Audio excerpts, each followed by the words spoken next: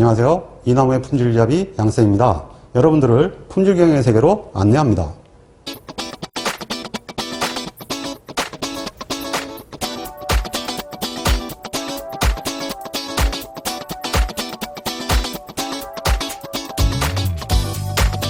제5강은 신뢰성의 중요한 두 축인 보존성과 가용성에 대해서 학습합니다.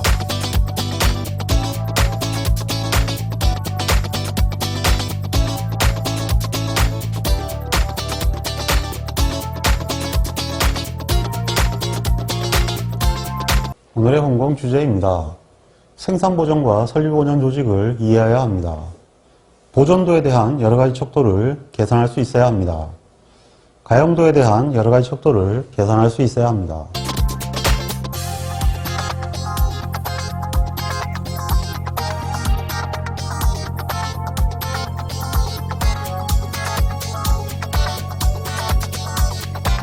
제5강의 첫 번째 주제는 생산보전과 설비보전 조직에 관한 사항입니다.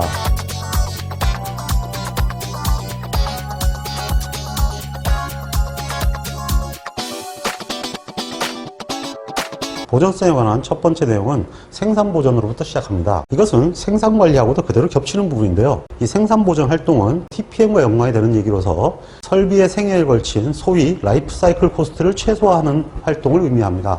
이러한 활동에는 4가지 활동이 중심을 이루고 있는데 PM, BM, CM, MP가 있습니다. 그 중에서 PM 활동은 프리엠티브 메인터넌스라 해서 예방보전을 얘기합니다. 예방보전은 일반적으로 설비를 사용하면서 고장이 날 수 있는 징후를 미리 확인하기 위해서 정기적으로 또는 어떤 기기를 가지고 설비를 사전에 계속 체크해서 이상이 일어나기 전에 먼저 조치를 취하는 점검이나 개선 활동을 수행하는 것을 얘기합니다. 그 다음에 사후보전은 예방보전과는 반대로 브레이크다운 메인터넌스라는 것인데 설비가 고장이 나면 그때 수리를 통해서 복원을 시키는 활동을 얘기합니다. 그러다 보니까 사후보전은 보전이 아니라고 생각하는데 그건 아니고요. 설비의 부품에 따라서 고장이 나면 프로세스에 영향을 주는 게 있고 프로세스에 직접적으로 영향을 주지 않는 게 있습니다.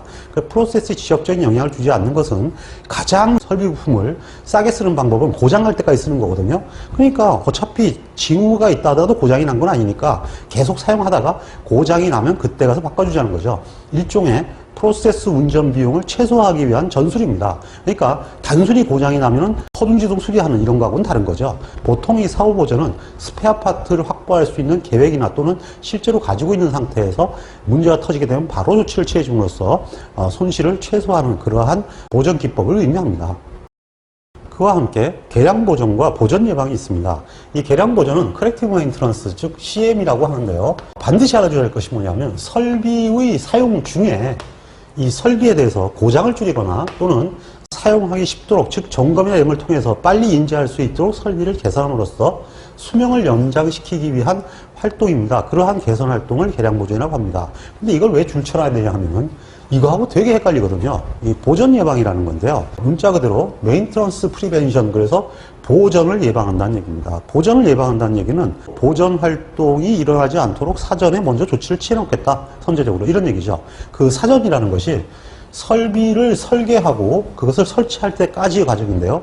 그 과정에 운전자들이 운전을 하는 데 있어서 불편한 사항들, 메인터넌스 요원들이 메인터넌스 하는 데 불편한 사항들, 그리고 과거에 나타났던 여러 가지 고장 사례들을 취합해가지고 설계에 반영을 함으로써 고장이 적고 운전 및 수리가 쉽도록 하는 설계를 보전 예방이라고 합니다. 그러면은 요 내용만 보면 똑같죠. 요 내용만 보면 똑같은데 한 가지 차이점은 이건 사용 중에 고치는 거고요. 이것은 사용 전에 아예 시작하는 거예요. 그 차이를 명확히 구분하여 답안을 선택하는 것이 매우 중요합니다.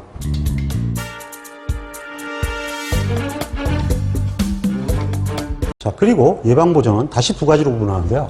하나는 타임 베이스 메인터넌스라고 하는 TBM과 컨디션 베이스 메인터넌스라고 하는 CBM으로 나눠집니다. 그 중에서 TBM은 우리가 이른바 정기보전이라고 하는데요. 정기보전은 일정한 주기마다 보전을 정기적으로 하는 행위를 얘기하며 기본적으로 생산 부분의 활동과 보전 부분의 활동으로 나눠집니다. 생산 부분에서 하는 활동을 특별히 일상보전 또는 자주보전이라고 하는데 세칭, 닦고 조고 기름치는 행위죠. 그래서 보통 설비에 대해서 일상점검표를 만들어서 현장에 비치해 놓고 활동들을 대개가 하고 있거나 마이머신 운동 등을 수행하는 것이 일반적입니다. 전부 정기 보존의 일종에 들어가죠. 반면에 보존 부분의 활동은 정기적으로 보수를 하는 오버홀, 그리고 보존 부분들이 주기를 가지고 정기적으로 확인하는 정기 점검 활동 등이 있습니다. 반면에 컨디션 베이스 메인테넌스는 보존 부문이 하는 예지 보존 활동을 얘기하는데요. 이건 뭐냐 하면 이것은 전문 기기를 가지고 일정한 간격으로 설비의 상태를 체크하는 건데요. 이건 주로 고가 부품에 해당합니다. 고가 부품도 교체를 해야 되는데 그것을 정기적으로 교체를 하게 되면 멀쩡할 때 교체할 수도 있겠죠. 그러면 회사의 부품 가격이 싼 건 모르겠지만 비싼 건 곤란하단 말이에요. 그런 것들은 정기 앤드 컨디션 베이스 메인테넌스를 하는데 기본적 기기를 갖고 체크해 가면서 이상이 없으면 계속 사용을 하고 이상한 징후가 보이게 되면 그 오버홀 계획에 반영해서 보수를 하는 활동이 바로 예지 보존이 되겠습니다. 즉 이것도 역시 주로 고가 부품이 사용되는 비용을 줄이기 위한 방식으로 활용이 되고 있는 것입니다. 시험에는 주로 전문 보존기를 이용한 활동이다 뭐 이렇게도 나오기도 하고요. 그 다음에 고가 부품에 적용한다 뭐 이런 얘기가 나오기도 합니다. 자, 이번에는 흘러간 히스토리에 대한 문제가 있네요. 보존 조직에 대한 건데요. 지금은 사실상 거의 다 와해됐기 때문에 대부분의 제조회사들이 보존 부분을 체계적으로 갖고 있지는 못합니다. 자, 근데 어쨌든 뭐 나와 있는 내용이니까 안 할 수는 없고 설명을 할까 합니다. 집중 보존이라고 되어 있는데요. 이건 바로 뭐냐 하면은 어떤 회사가 있고 기본적으로 회사가 공장이 여러 군데 있을 때 메인테넌스 조직을 중앙에서 모아서 가지고 가는 겁니다. 그러니까 결국은 구매에서 얘기하는 집중 구매와 비슷한 건데요. 이 집중 보존 방식을 정하게 되면은 이 보존 책임자가 공장에 관련되는 보존을 전부 다 관리를 하기 때문에 권한과 책임이 명확해지고요. 그 다음에 이 내부 인력들을 정예병으로 육성할 수가 있습니다. 그리고 조직 운영을 탄력적으로 할 수 있는데 다만 단점은 각 그 샵에 있는 설비를 좀 알지 못한다는 단점이 생기고요. 그 다음에 두 번째는 뭐냐 하면은 기동력 있게 운영하기는 좀 어렵다라는 단점이 있죠. 두 번째는 지역보존입니다. 지역보존은 집중보존에 대비가 되는 건데요. 중앙조직에 두지 않고 각자의 공장에 흩어져 두는 거예요. 그러니까 여기에 각각 있는 거죠. 이렇게 되면은 이 공정 내의 특정 설비에 대해서 습득이 용이하고요. 그 다음에 제조 현장과의 관계가 굉장히 긴밀해지죠. 그래서 여러 가지로 수월해지고 그 다음에 소규모의 보존 요원들을 보기 때문에 일정 조절이 용이해집니다. 다만 단점은 집중보존을 반대해요. 인원이 소규모다 보니까 전문적인 지식을 교육시키기가 어렵죠. 그러니까 종업원에 대한 교육이 어렵고 그 다음에 어느 한쪽에 고장이 안 나면 이쪽이 지원을 할 수가 없기 때문에 보존 요원들이 이렇게 효율적으로 운영하기는 좀 어려운 면이 있죠. 그러니까 인원이 남을 수도 있고요. 상황이 모자랄 수도 있고 여러 가지의 문제가 생길 수 있습니다. 즉 집중보존과 지역보존의 장점은 상호 간의 단점이 됩니다. 자, 그 다음에 부문보존이라고 있습니다. 이 부문보존은 생산부장 밑에 보존 조직을 갖다 놓는 거예요. 그러니까 일종에 보면은 지역보존과 비슷하지만 지역보존하고 다른 거는 지역보존은 그 지역의 보존부장들이 각각 있는 거예요. 근데 이거는 그게 아니라 생산부장 밑에 집어넣거든요. 그러니까 이게 단점은 뭐냐 하면은 보존 업무가 경시될 수가 있고요. 보존 업무의 책임이 분할될 수가 있죠. 그러니까 보존 업무에 대한 책임이 기본적으로 좀 불분명해지죠. 그리고 또 하나의 그 단점은 이제 여러 가지로 보존 요원들에 대한 전문 지식을 주기가 어렵습니다. 장점이 있다면 인원을 효율적으로 활용할 수는 있겠죠. 예, 현재의 메인테넌스는 대개가 사실상 메인테넌스 조직이 없는 관계로 결국은 이 부문 보존하고 비슷한 형태로 현장이 유지가 되고 있죠. 그리고 절충 보존이라고 있는데 절충 보존은 집중 보존과 지역 보존을 적절히 절충하는 조직 운영법입니다.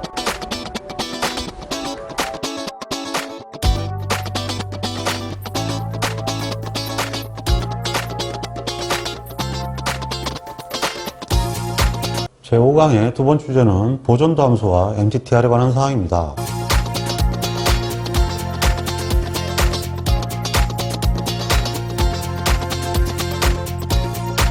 자, 그러면 이 보존도에 대한 핵심인 보존도 함수를 보도록 하겠습니다. 보존도 함수는 뭐라 그랬죠? 예, 일단 주어진 조건 하에서 보존을 완료할 확률이다 이렇게 얘기했습니다. 그래서 확률로 보게 되면 어떠한 시점 t에서 완료할 확률이니까 여기가 보존도 함수 MT가 됩니다. 그래서 시점 t에서 보존이 완료해야 된다. 그러므로 계산법이 불신뢰도 함수와 동일하다 이렇게 되어 있죠. 예, 그래서 만약에 보존도가 지수분포를 따른다면 이것은 이렇게 되겠죠.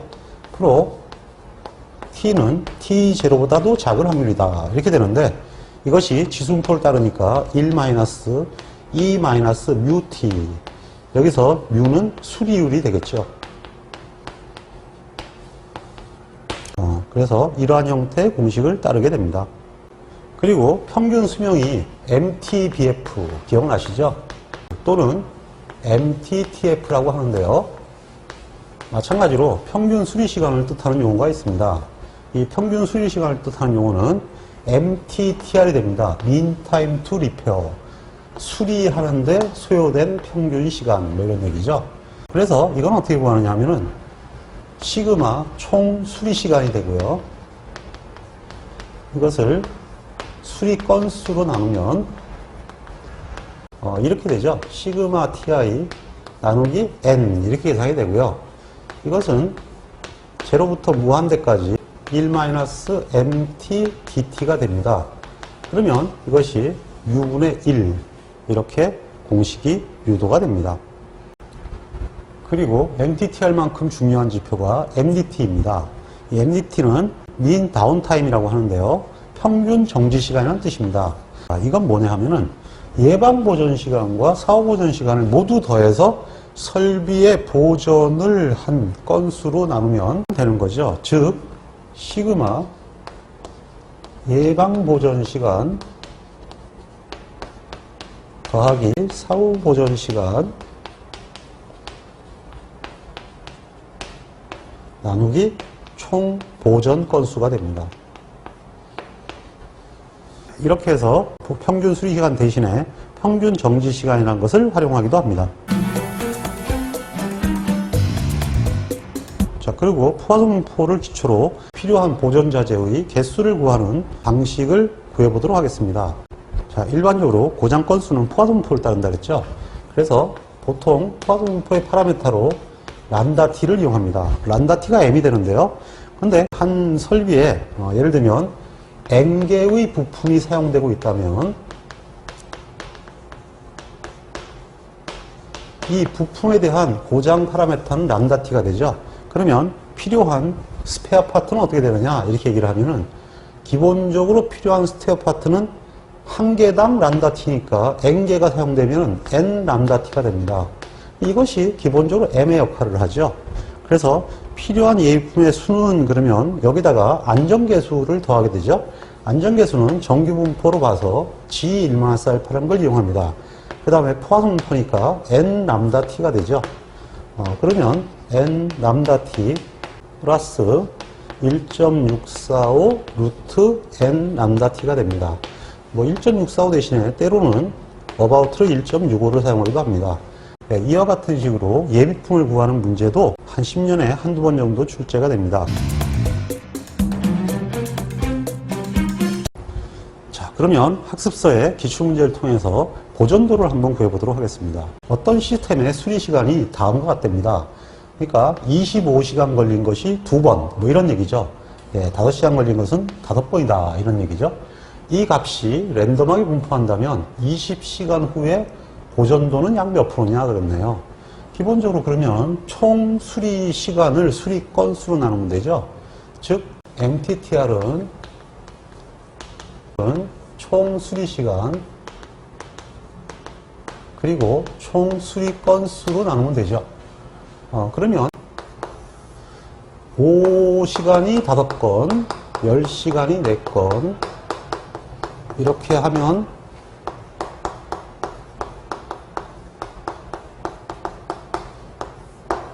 밑에는 5 플러스 4 플러스 5 플러스 3 플러스 2가 되죠. 그러면 19분의 250이 됩니다. 자, 그러면 이제 기수분포를 따른다 했으니까 보전도가 MT20에서는 1-2의 마이너스 UT인데 1-2의 U가 250분의 19네요. 역수니까요. 그리고 곱하기 T가 20시간이라고 그랬죠. 그러면 0.78129가 됩니다. 즉 78.1%가 되겠네요. 이와 같이 보전도를 계산할 수가 있습니다.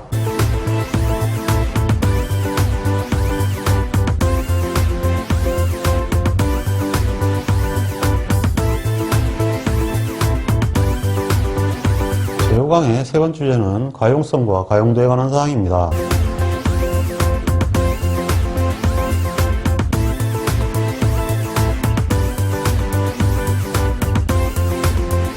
이어서 유용성에 대해서 알아보겠습니다. 유용성은 가용성 또는 이용성이라고 합니다.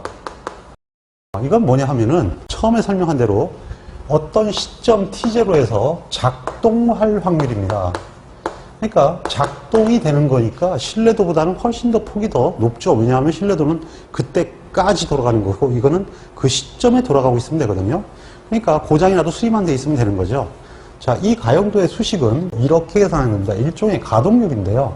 결국은 이렇게 되는 거죠. 가동시간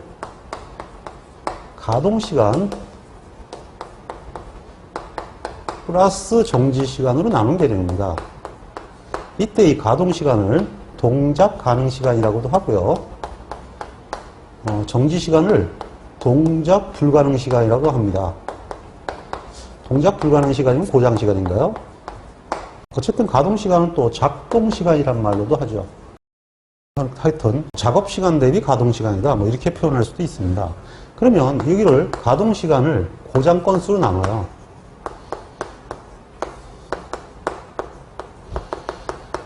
그럼 이쪽도 가동시간을 고장 건수로 나누게 되고요.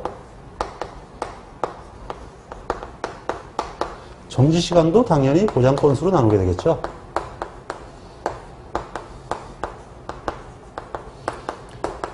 그러면 여기가 뭐가 되냐 하면은 가동시간을 고장 건수로 나누니까 그 사이에 고장난 건수가 되니까 이것은 MTBF가 되죠. 이쪽은 MTBF면 그러면 옆에는 어떻게 됩니까?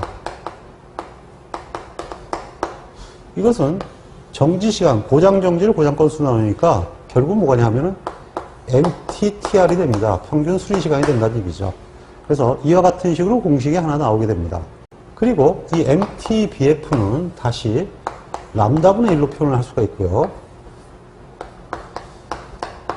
MTTR은 μ분의 1로 표현할 수 있으니까 이것을 묶으면 람다 플러스 μ분의 u가 되죠. 예, 그래서 이와 같은 식으로 공식을 환산해 쓸 수 있습니다. 그러니까 이 가용도를 계산하는 방식은 이와 같은 시간으로 계산할 수도 있고요. 즉 가동률 개념이죠.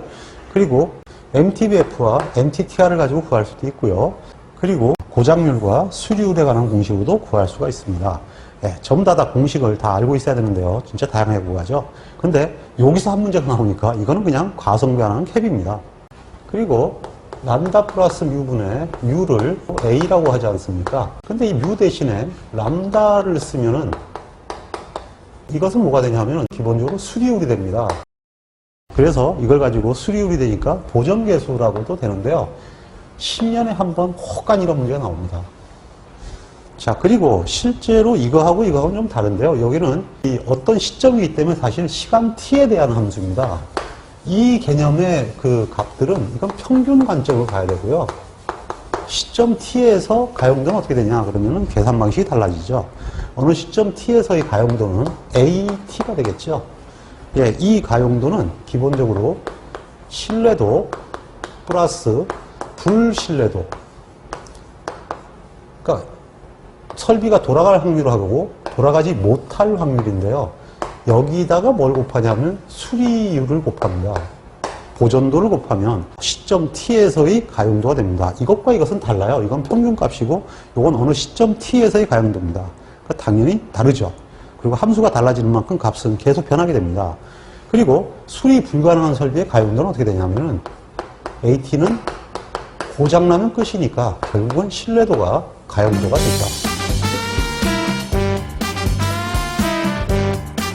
자, 그러면 잘 나오는 가용도의 예제를 학습서를 이용해서 한번 풀어보도록 하겠습니다. 보니까 이것도 2회 출제된 문제네요.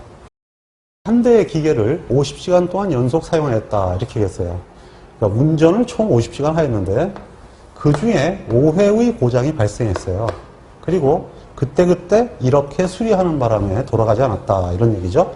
그러니까 이게 중지시간이죠. 그러니까 기본적으로 정지시간은 1시간, 2시간, 4시간, 6시간인가요? 6시간이 되고요. 총 운전시간은 50시간이었어요. 그러면 가동시간은 당연히 44시간이 되죠. 예, 가용도를 구하시오. 그러면 당연히 가동시간 플러스 정지시간 분의 즉 총운전시간이죠.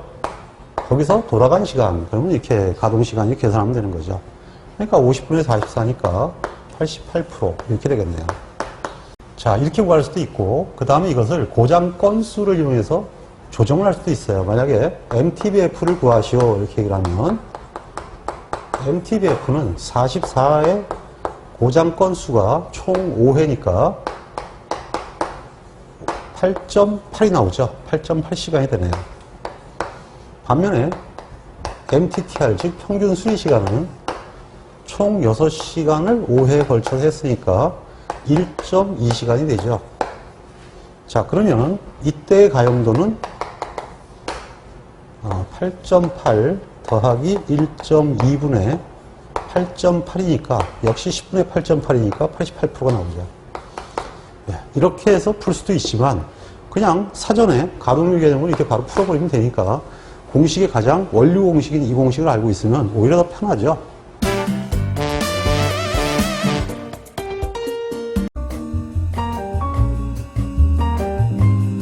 기업 경영에서 품질이 경쟁력의 가장 중요한 하도임은 누구도 부인하지 않을 것입니다. 좋은 품질을 갖추는 방법은 제때 제대로 행하는 것입니다. 모든 일을 제때 제대로 행하기 위해서는 올바른 표준을 갖추고 그를 지키는 것이 가장 중요합니다. 이를 위해서 우리는 통계적 품질 관리를 기반으로 실험계획법과 신뢰성 관리를 학습하고 있습니다. 모쪼록 열심히 학습하여서 훌륭한 품질 엔지니어가 되시기를 기원합니다. 홍보 화이팅!